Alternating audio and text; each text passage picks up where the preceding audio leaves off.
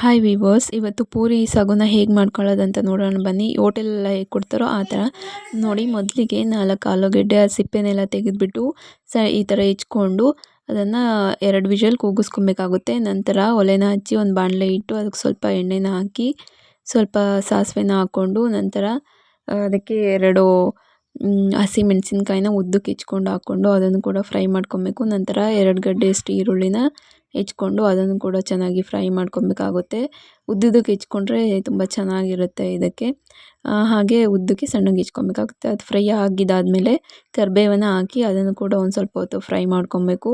ಕರಿಬೇವನ್ನ ಹಾಕಿ fry ಮಾಡ್ಕೊಂಡಿದ್ದಾದಮೇಲೆ ಕೊತ್ತಂಬರಿ ಸೊಪ್ಪನ್ನು ಹಾಕ್ಕೊಬೇಕಾಗುತ್ತೆ. ಕೊತ್ತಂಬರಿನೂ ಕೂಡ ಹಾಕಿ ಅದನ್ನು ಕೂಡ ಒಂದು ಸ್ವಲ್ಪ ಹೊತ್ತು ಫ್ರೈ ಮಾಡ್ಕೊಬೇಕಾಗುತ್ತೆ.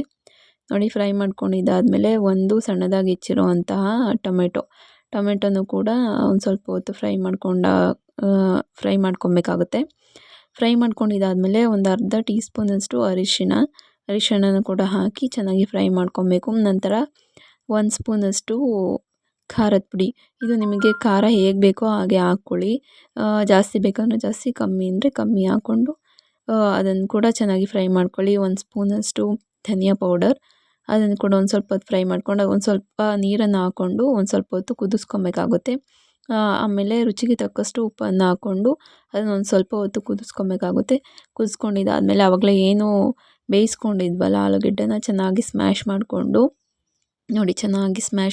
ಆವಾಗಲೇ ಒಗ್ಗರಣೆ ಮಾಡ್ಕೊತಿದ್ವಲ್ಲ ಅದರೊಳಗಡೆ ಹಾಕಿ ಅದನ್ನು ಚೆನ್ನಾಗಿ ಮಿಕ್ಸ್ ಮಾಡ್ಕೊಬೇಕಾಗುತ್ತೆ. ನೋಡಿ, ಸ್ಮ್ಯಾಶ್ ಮಾಡ್ಕೊಂಡ ಆಲೂಗೆಡ್ಡೆ ಎಲ್ಲದನ್ನು ಕೂಡ ಇದರೊಳಗಡೆ ಹಾಕ್ಕೊಬೇಕಾಗುತ್ತೆ. ಹಾಕ್ಕೊಂಡು ಚೆನ್ನಾಗಿ ಒಂದು ಮಿಕ್ಸ್ ಕೊಡಬೇಕು.